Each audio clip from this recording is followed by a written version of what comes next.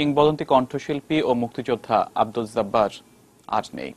সকালে বঙ্গবন্ধু শেখ মুজিব মেডিকেল বিশ্ববিদ্যালয়ের আইসিইউতে চিকিৎসাধীন অবস্থায় ভক্ত শ্রোতাদের কাঁদিয়ে পরলোকে পাড়ি জমান এই কণ্ঠযোদ্ধা। কি দেখেছো কবু জীবনের পরাজয়, দুঃখের দহনে করুণ রোদনে তিলে তিলে তার ক্ষয়। অনেকদিন ধরেই তিলে তিলে ক্ষয় হয়ে যাচ্ছিলেন তিনি। শেষ পর্যন্ত দেখেই ফেললেন জীবনের পরাজয়। বার্ধক্যজনিত নানা ব্যাধিতে আক্রান্ত আব্দুল জব্বার বেশ কয়েকদিন ঠিকানা গড়েছিলেন বঙ্গবন্ধু শেখ মুজিব মেডিকেল বিশ্ববিদ্যালয় হাসপাতালের বিছানায়। গত 1 আগস্ট সেখানকার নিবিড় পরিচর্যা কেন্দ্র আইসিইউতে নেওয়া হয় তাকে। এরপর গত শনিবার অবস্থার অবনতি হয় তার। অবশেষে বুধবার সকালে ওপারের ডাকে সাড়া দিয়ে পৃথিবীর মায়া ত্যাগ করেন মুক্তিযোদ্ধা এই শিল্পী। কিডনি ফেইলিওর, লিভার ফেইলিওর এবং মাল্টিপল অর্গান ফেইলিওর অসুখে ইন্তেকাল করেছেন। তার মৃত্যুর খবরে হাসপাতালে ছুটে যান মন্ত্রিসভার একাধিক সদস্য। তারা আব্দুল জব্বারের স্বজনদের সঙ্গে কথা বলেন এবং সমবেদনা জানান। সাম্প্রদায়িকতা বিরোধী যে লড়াইটা চলছে, এই অসুস্থ শরীর নিয়েও সেই লড়াইয়ের সামনে উনি দাঁড়িয়ে আমাদের উৎসাহ দিয়েছেন। বাঙালির যে মুক্তির সংগ্রাম এবং মুক্তিযুদ্ধ, এই প্রতিটি পর্যায়ে প্রতিটি স্তরে আব্দুল জব্বার ছিলেন সবচেয়ে অগ্রণী শিল্পীদের মধ্যে একজন। বাবার শেষ কথাগুলো স্মৃতিচারণ করেন আব্দুল জব্বারের সন্তান। অবশ্যই আমি এত তাড়াতাড়ি ভাঙবো না বেটা, আমি ফাইট করব, তোমরা চিন্তা করো না। কালকে অনেক কথা, আমি তাকে অনেকক্ষণ গান শুনিয়েছি। হাসপাতালে যান স্বাধীন বাংলা বেতারের সহযোদ্ধা সহ শিল্পী সমাজের অনেকেই। উনি একটি জিনিস চাইতেন যে শিল্পীরা যেন একত্রিত হতে পারে, কিন্তু সেটি আমরা পারিনি, যে আমাদের দুর্ভাগ্য। এখন যদি এই জব্বার ভাইয়ের মৃত্যু দেখার পরে যদি আমরা একত্র হতে পারি, তাহলে হয়তো আমাদের শিল্পীদের উন্নতি হবে। যতদিন বাঙালি বাংলাদেশ থাকবে, আব্দুল জব্বারের ভালো মানুষের থেকে আব্দুল জব্বার ভালোবাসা পাবে, আর আব্দুল জব্বারের কণ্ঠস্বর বাংলাদেশের কণ্ঠস্বর।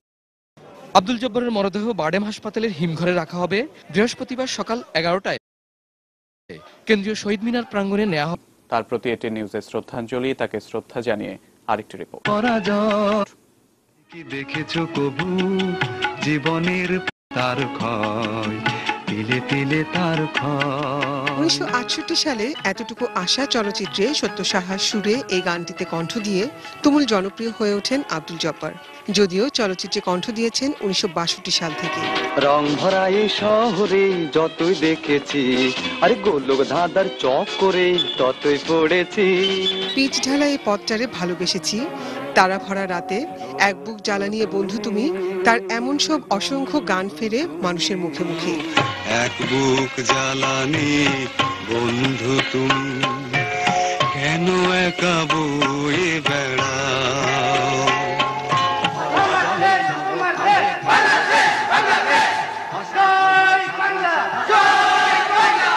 শিল্পীরা যে সময়ের সাহসী সন্তান, তার প্রমাণ শিল্পী আব্দুল জব্বার। 71-এ স্বাধীন বাংলা বেতার কেন্দ্রে নির্ভীক কণ্ঠযোদ্ধা হন তিনি। সে সময় তার গাওয়া গানগুলো অনুপ্রেরণা যোগায় রণাঙ্গনের মুক্তিযোদ্ধাদের। সালাম সালাম হাজার সালাম সকল শহীদ স্মরণে। স্বাধীন দেশের মাটিতেও অসাধারণ গায়কী গুণে মুগ্ধ করে চলেন সঙ্গীত প্রিয় এদেশের মানুষকে। সারেংবউ ছবিতে আলম খানের সুরে ওরে নীল দরিয়া, শুধু এই গানটির জন্যই আব্দুল জব্বার কালজয়ী শিল্পীর তকমা পেয়ে যান। ওরে নীল দরিয়া আমায় দে রে দে ছাড়িয়া। ও একটাই, এবং ওকে যে আমি কোনো সময় কোনো সুর দিয়ে ওকে এই কথা বলতে শুনিনি যে খান ভাই এই সুরটা হবে না, পারবো না। না শব্দটা ওর ভিতর ছিল না, এবং বারবারই চেষ্টা করতো যে দেখো তো গান হলো কিনা, এবং গান রেকর্ডিং করে এসেও আবার বলতো যে তুমি কি সন্তুষ্ট হয়েছো, না আর একবার গাই। তার একটা নিজস্ব স্টাইল ছিল, সেই স্টাইলটা দিয়ে সে গান গাইতো। বিশেষ করে চলচ্চিত্রের সেট গানগুলো আমরা তাকে দিয়ে গাওয়াতাম, অথবা কোনো রিভোল্ট করার, আন্দোলন করার বড় গানটা আমরা তাকে দিয়ে গাওয়াতাম। আবেগ, জয় বাংলা, বাংলার জয় ছিল, এখানে শাহনাজ রহমতুল্লাহ ছিল, আবেগময় কণ্ঠ ছিল। আর প্রেমের মধ্যে যেখানে ডেপ থাকতো, গভীরতা যেখানে বেশি থাকতো, যেন আমরা পশ্চিমবঙ্গ যদি দেখি, আমরা মনে করি মানবেন্দ্র, কি শ্যামল মিত্র, ওই ধরনের শিল্পীরা যে সমস্ত গান স্টাইল গাইতেন, আর তার মধ্যে যেন সবকিছুরই একটা সর্বশক্তির সমাহার আমরা পেয়েছি। 1938 সালের 7 নভেম্বর কুষ্টিয়া জেলায় জন্মগ্রহণ করেন আব্দুল জব্বার। 1958 সাল থেকে তৎকালীন পাকিস্তান বেতারে গান গাওয়া শুরু করেন। 1964 সালে বিটিভির নিয়মিত শিল্পী হয়ে ওঠেন। এই সে সোনার দেশ যার শ্যামল প্রান্তরে স্বপ্ন ভরা সবুজ আঁচল দোলে। 2006 সালের মার্চ মাস জুড়ে বিবিসি বাংলার শ্রোতাদের বিচারে সর্বকালের শ্রেষ্ঠ 20টি গানের তালিকায় শিল্পী আব্দুল জব্বারের গাওয়া তুমি কি দেখেছো কভু, জীবনের পরাজয়, সালাম সালাম হাজার সালাম ও জয় বাংলা বাংলার জয় এই 3টি গান অন্তর্ভুক্ত হয়।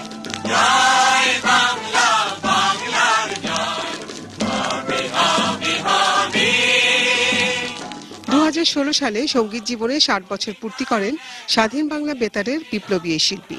তার গান বেঁচে থাকবে হাজার বছর প্রতিটি বাঙালির অন্তরে। বিদায় দাও গো বন্ধু তোমরা, এবার দাও বিদায়। Nazia Afrin, ATN news, Dhaka. অন্য প্রসঙ্গ, টাঙ্গাইলে চলন্ত বাসে কলেজ ছাত্রীকে গণধর্ষণ ও হত্যা মামলায় বাকি 2 আসামি বাস চালক হাবিব মিয়া ও সুপারভাইজার গেদু মিয়াকে বিকেলে আদালতে তুলবে পুলিশ। এর আগে গতকাল এ মামলায় আদালতে স্বীকারোক্তিমূলক জবানবন্দি দেওয়ার পর 3 আসামিকে জেল হাজতে পাঠানো হয়েছে। এদিকে বেয়ারিশ হিসেবে দাফন করা বোনের লাশ টাঙ্গাইল কেন্দ্রীয় গোরস্থান থেকে উত্তোলনের জন্য আদালতে আবেদন করেছেন নিহতের ভাই। আদালত লাশ উত্তোলনের আদেশ দিলে আজই কবর থেকে নিহতের লাশ উত্তোলন করা হবে। পুলিশি প্রক্রিয়া শেষে মৃতদেহ সিরাজগঞ্জের তাড়াশ উপজেলার আসানবাড়ি গ্রামে নিয়ে যাওয়া হবে।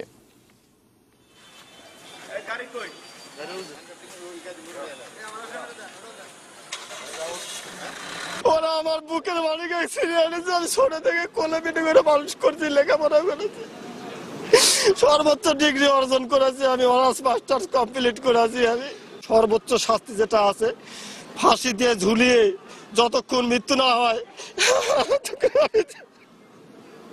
তার ফাঁসি চাই, তাদের ফাঁসি চাই। সিরাজগঞ্জের তাড়াশের কলেজ ছাত্রী রূপা খাতুনকে টাঙ্গাইলে বাসে গণধর্ষণের পর হত্যা এবং বরগুনায় স্কুলের সহকারী শিক্ষিকাকে ধর্ষণের প্রতিবাদে মানববন্ধন কর্মসূচি পালিত হয়েছে। বেলা 11টায় সিরাজগঞ্জ কোর্ট চত্বরে বন্ধু সভার আয়োজনে এ মানববন্ধন অনুষ্ঠিত হয়।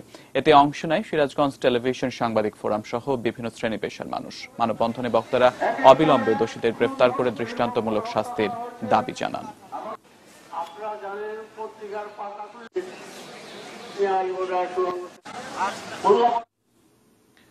বাংলাদেশের মানবিকতায় মিয়ানমারের পুঁজি, আর এর উপর ভিত্তি করেই একটি অনগ্রসর জনগোষ্ঠীকে বাংলাদেশের ওপর চাপিয়ে দিতে চায় মিয়ানমার।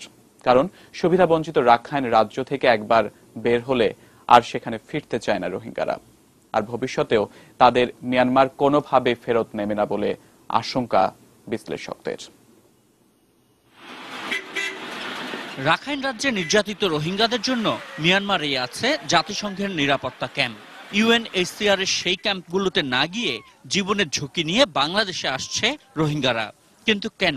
বিশেষজ্ঞরা বলছেন শুধু নির্যাতনের ভয়ে না, রোহিঙ্গারা সীমান্ত পাড়ি দিচ্ছে বাংলাদেশে স্থায়ীভাবে থেকে যাবার ইচ্ছে থেকেই। রাখাইন স্টেটের জনগণের, রোহিঙ্গা জনগোষ্ঠীর অবস্থা এমন, তারা শুধু সুযোগের অপেক্ষায় আছে। একটা ঘটনা হলে, কোথাও একটা বন্দুকের আওয়াজ শুনলেই তারা রেডি থাকে বাংলাদেশে আসা যায়, ভেরি ইজি। পালিয়ে আসা রোহিঙ্গারা শরণার্থী না অনুপ্রবেশকারী, বিতর্ক হচ্ছে এই বিষয়েও। অনেকেই ঘটনার সঙ্গে মিল পাচ্ছেন 1971-এর, কিন্তু 71-এ ভারতে যাওয়া বাঙালিরা সেখানে থেকে যাননি। বিপরীতে বাংলাদেশে আসা রোহিঙ্গাদের মিয়ানমার ভবিষ্যতে ফেরত নেবে না বলেই আশঙ্কা বিশ্লেষকদের।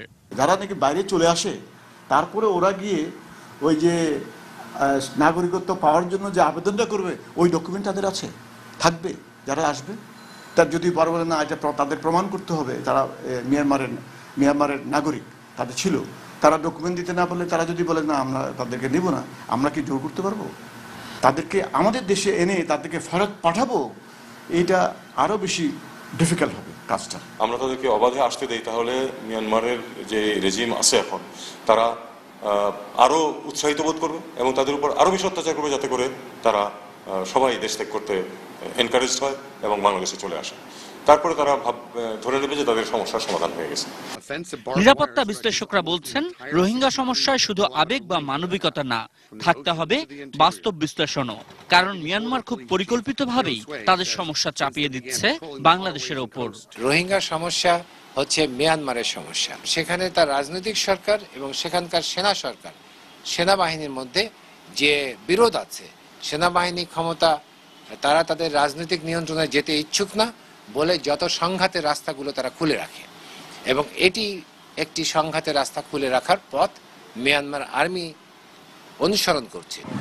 মহাসড়ক অমসৃণ থাকায় যানবাহনের ধীর গতি রয়েছে, তবে কোনো ধরনের যানজট নেই বলে দাবি করেছেন পুলিশের মহাপরিদর্শক AKM শহীদুল হক। দুপুরে ঢাকা টাঙ্গাইল মহাসড়কের চন্দ্রা ত্রিমোড় এলাকায় পুলিশ কন্ট্রোল রুম উদ্বোধন করে একথা বলেন তিনি। কোথাও যানজট নাই, মানুষের যে ভোগান্তি যে ঘন্টার পর ঘন্টা পরে রাস্তায় থাকবে সেই ধরনের পরিস্থিতি আর পর্যন্ত হয়নি। আমরা আগামী যে 2 দিন, যে কালকে পরশু 2 দিন তো চাপ বেশি থাকবে, আমরা আশা করি যে আমরা সকলে মিলে কাজ করতেছি, কাজে কোনো সমস্যা হবে না, কোনো দেশে কোনো থ্রেট নেই। তবে আমরা নিরাপত্তা ব্যবস্থা, সব থ্রেট মাথায় রেখে আমরা নিরাপত্তা ব্যবস্থা গ্রহণ করছি।